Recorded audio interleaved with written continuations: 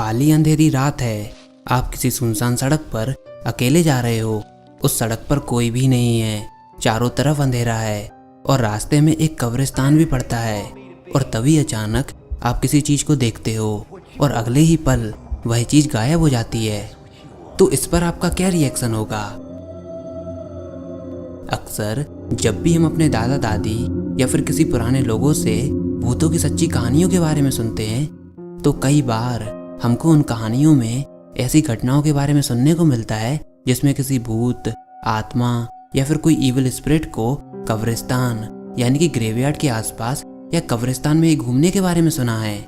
अब उन कहानियों में कितनी सच्चाई है यह तो किसी को नहीं पता, लेकिन कई सारे लोगों ने ऐसी घटनाओं को देखा है जिसमें उन्होंने किसी कब्रिस्तान के आसपास किसी स्पिरिट को देखने का जिक्र किया है। अब कई सारे लोग एक साथ तो गलत नहीं हो सकते, और दूसरी बात यह केस आज की कंडीशन में हमको इतनी आसानी से देखने को क्यों नहीं मिलता। ज़्यादातर लोग यही बताते हैं कि उन्होंने किसी ग्रेवयार्ड के पास अचानक से एक रोशनी को देखा और अगले ही पल वह रोशनी गायब हो जाती है। दरअसल इसके पीछे की सच्चाई क्या है, इसके बारे में हम इस वीडियो के एंड में जानेंगे। और क्या वाकई कब्रिस्तान के आसपास आज भी भूत होते हैं? आज हम इन सब के बारे में जानेंगे और साइंस का इसके बारे में क्या कहना है। पर इन सब को समझने से पहले मैं आपको यहाँ पर एक डेविल एलिमेंट यानी कि एक शैतानी तत्व के बारे में बताना चाहता हूँ, और इस एलिमेंट का नाम है फास्फोरस। हो सकता है आपका ये फेवरेट एलिमेंट हो पीरियोडिक टेबल में, लेकिन यह कई सारे सरप्राइजिंग तरीकों से आपको डरा सकता है और आपको मार भी सकता है। भूतिया कार्यक्रम और तांत्रिक क्रियाओं में यूज होने वाला एलिमेंट फास्फोरस, क्योंकि इसका इस्तेमाल अल्केमिस्ट और कई सारे तांत्रिक क्रियाओं में किया जाता है, जिसको कई बार काफी लोग भूतिया घटना समझकर डर जाते हैं। हालांकि फास्फोरस हमारे जिंदा रहने के लिए भी काफी जरूरी एलिमेंट है, क्योंकि जब ये ऑक्सीजन के संग कंबाइन होता है तो यह फॉस्फेट बनाता है, और फॉस्फेट हमारे डीएनए को बांध कर रखते हैं, हमारी हड्डियों को मजबूत बनाते हैं और हमारे सेल के अंदर कई सारे केमिकल रिएक्शन को परफॉर्म कराते हैं। लेकिन इसकी एक डार्क साइड भी है, इसलिए इसको हम एक डेविल एलिमेंट भी बोलते हैं। प्योर फास्फोरस कई सारे अलग अलग फॉर्म्स में आता है, जैसे कि white phosphorus, red phosphorus, violet, black, और अभी हाल ही में पिंक फास्फोरस को भी इसमें ऐड किया गया है। लेकिन सबसे पहले जो फास्फोरस डिस्कवर हुआ था वह था व्हाइट फास्फोरस। 1660 के दशक में इसकी खोज हुई थी। इसकी डिस्कवरी अल्केमिस्ट हेनिंग ब्रेंट के द्वारा की गई थी। अब यहाँ पर आप यह सवाल पूछ सकते हैं कि अल्केमिस्ट क्या होता है, तो मैं आपको बता दूं, दरअसल केमिस्ट्री की शुरुआत अल्केमी से हुई थी, और जो लोग इस पर काम करते थे उनको अल्केमिस्ट कहा जाता था। दरअसल इन लोगों का यह मानना था कि यह किसी भी चीज को सोने में बदल सकते हैं, जैसे कि पारस पत्थर। अल्केमिस्ट की कहानी अपने आप में ही एक बड़ा इंटरेस्टिंग टॉपिक है, क्योंकि केमिस्ट्री की शुरुआत यहीं से हुई थी। इसकी डिटेल में बात हम किसी और वीडियो में करेंगे। तो हेनिंग ब्रेंट भी एक अल्केमिस्ट थे, जो कि अपनी खुद की टॉयलेट यानी कि अपनी खुद की यूरिन को सोने में बदलने की कोशिश कर रहे थे।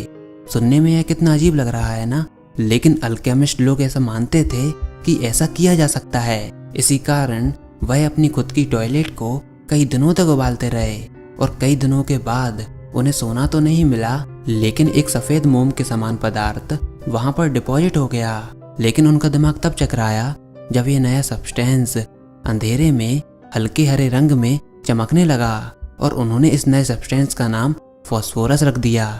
पर उस समय लाइट ज्यादातर किसी चीज को जलाकर बनाई जाती थी, और इस पीरियड में हेनिंग ने एक नए सोर्स को ढूंढ लिया था, और हो सकता था कि यह कैंडल्स को भी रिप्लेस कर ले। लेकिन इसमें दो परेशानी थी। सबसे पहली कि जो फास्फोरस के कंपाउंड होते हैं वह जलने के बाद सरफेस पर चिपक जाते हैं, और टाइम के संग वह अजीब सी स्मेल को भी छोड़ते हैं। और दूसरी परेशानी कि जो व्हाइट फास्फोरस है वह काफी ज्यादा ज्वलनशील यानी कि काफी ज्यादा फ्लेमेबल है, यह काफी जल्दी जल जाता है। जब व्हाइट फास्फोरस ऑक्सीजन के संग रिएक्ट करता है तो यह हरे रंग की फ्लेम में जलने लगता है, और इस रिएक्शन को कराने में काफी कम एनर्जी लगती है और जल्दी यह फायर में बदल जाती है। 17वीं शताब्दी के केमिस्ट निकोलस लैमरी फास्फोरस पर वर्क कर रहे थे। एक दिन उन्होंने गलती से फास्फोरस के एक छोटे से टुकड़े को अपने पलंग के बगल में रखी हुई टेबल पर रख दिया और उनकी मेड ने काम करते वक्त इस चीज पर ध्यान नहीं दिया और वह फास्फोरस का टुकड़ा उनके बेड पर गिर गया। अब रात में जब उनके गेस्ट उस बिस्तर पर सोए तो उनको ऐसा लगा कि बेड काफी गर्म हो चुका है और उनको ऐसा परसीव हुआ कि शायद यहाँ पर आग लगने वाली है। हालांकि वो लकी थे जो कि फास्फोरस बर्न के कारण बच गए। ऐसे ही हमारे एनवायरनमेंट में मौजूद माइक्रो ऑर्गेनिज्म फॉस्फेट को खाने के रूप में कन्वर्ट करके एटमॉस्फेयर में एक हाईली रिएक्टिव फॉस्फीन को छोड़ते हैं जो कि एटमॉस्फेयर में एक्सपोज्ड होते ही कंबसन भी कर सकती है। ऐसे ही फास्फोरस के कुछ कंपाउंड इंसानों की और जानवरों की फीसिस में भी होते हैं, लेकिन उसमें इनकी मात्रा काफ़ी कम रहती है। अब क्योंकि पहले बताए गए दोनों रीजन के कारण वाइट फास्फोरस का इस्तेमाल लाइटनिंग में नहीं हो सकता, लेकिन फिर बाद में एक नई चीज़ सामने आई जिसमें वाइट फास्फोरस का इस्तेमाल मैचेस बनाने में किया गया। इसको इस्तेमाल करने का यह फ़ायदा था कि अगर वाइट फास्फोरस को हल्का सा भी फिक्सन मिले तो यह जलने लगता था, जिसके कारण लकड़ी में आग लग जाती थी। इसलिए वाइट फास्फोरस का यूज मैच बॉक्सेस बनाने में किया जाने लगा। जो लोग इन मैचेस को बनाते थे उनको डिपर्स कहा जाता है। पर दिक्कत कहाँ थी कि यह जो डिपर्स थे इनको दिन में 14 घंटे काम करना पड़ता था और जिन फैक्ट्रीज में यह लोग काम करते थे उनकी वेंटिलेशन बिल्कुल भी ठीक नहीं थी। इनफैक्ट ये लोग हर वक्त फास्फोरस के फ्यूम को ब्रीथ करते थे और जो लोग मैच बॉक्सेस बनाते थे उनको तो और भी ज़्यादा खतरा रहता था। अब इसका रिजल्ट क्या हुआ कि फास्फोरस इनकी बॉडी में डायरेक्टली जाने लगा और जो सबसे आसान रास्ता था जाने का वह था इनके मुंह के द्वारा, क्योंकि उस समय डेंटल हाइजीन इतनी अच्छी नहीं थी। अब इस फास्फोरस के कारण उनके जबड़ों में दर्द होता था और कई बार एक्सट्रीम कंडीशन में दांत भी टूट जाते थे, पूरे चेहरे पर सूजन आ जाती थी, कभी कभी जबड़ों में छेद भी होने लगता था और इन छेदों में फास्फोरस कभी कभी रात में ग्लो भी करता था। अब दो रास्ते थे, या तो पेशेंट को फास्फोरस के कांटेक्ट से हटा दो, लेकिन उस समय यह कोई ऑप्शन नहीं था क्योंकि इससे उनका घर चलता था, और दूसरा जबड़े को ही निकाल दो जिससे कि अंदर के ऑर्गन को डैमेज ना हो। यानी कि वाइट फास्फोरस के मैचेस इंडस्ट्रीज में काफ़ी ज़्यादा हार्मफुल इफेक्ट थे। लेकिन फिर फाइनली 1910 में ब्रिटेन की गवर्नमेंट ने मैचेस बनाने के लिए वाइट फास्फोरस का यूज़ करना बंद कर दिया और वाइट फास्फोरस की जगह रेड फास्फोरस का यूज़ होने लगा। चलिए अब हम इस बात से तो क्लियर हैं कि फास्फोरस जब जलता है तो एक ग्लो पैदा होता है। अब हम यह जानेंगे कि कब्रिस्तान के बाहर कभी कभी भूत क्यों दिखते हैं। तो सुनिए, जब भी कोई इंसान मरता है तो उनको ज़मीन के अंदर दफनाया जाता है और दफनाने के बाद ज़मीन के अंदर मौजूद माइक्रो ऑर्गेनिज्म हमारी बॉडी को डिकम्पोज करना स्टार्ट कर देते हैं, यानी कि कुल मिलाकर हमारी बॉडी को खाने लगते हैं। तो जब कई सालों के बाद डिकम्पोज करते करते केवल हमारी हड्डियां मौजूद रह जाती हैं तो वह हड्डियों को भी डिकम्पोज करने लगते हैं। फाइनली हमारी हड्डियों में क्या मौजूद होता है? बोन मैरो, और बोन मैरो में जो फास्फोरस मौजूद होता है उसको माइक्रो ऑर्गेनिज्म डिकम्पोज करने लगते हैं। और अभी मैंने आपको बताया था कि फास्फोरस काफ़ी कम हीट पर ही जलने लगता है, और यह जो काफ़ी कम हीट होती है वह उनको मिलती है माइक्रो ऑर्गेनिज्म की रेस्पिरेशन की प्रोसेस के द्वारा। जब माइक्रो ऑर्गेनिज्म रेस्पिरेशन करते हैं तो एनर्जी रिलीज होती है, और यह जो एनर्जी रिलीज होती है इससे वाइट फास्फोरस जलने लगता है और जमीन के बाहर एक ग्लो पैदा होता है, जिसको कोई अगर अचानक से देखे तो उसको लगता है कि मैंने भूत को देखा और वह डर जाता है। यानी कि एक ग्लो पैदा होता है जो कि एक पल में दिखता है और अगले ही पल गायब हो जाता है। और केमिस्ट्री में हम ऐसी रिएक्शन को बोलते हैं केमिलुमिनेसेंस रिएक्शन। 12th क्लास के स्टूडेंट इसको रिलेट कर पा रहे होंगे।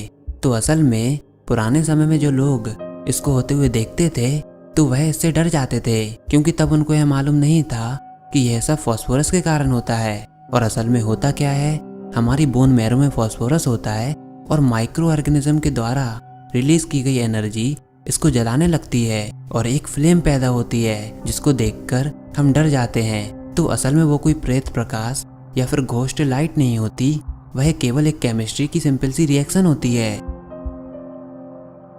और आज की कंडीशन में ऐसी लाइट्स हमको इसलिए देखने को नहीं मिलती क्योंकि आज जो ग्रेवयार्ड होते हैं उनमें पहले से ही स्ट्रीट लैंप होते हैं। इसके कारण इन भूतों को देखना मुश्किल हो जाता है।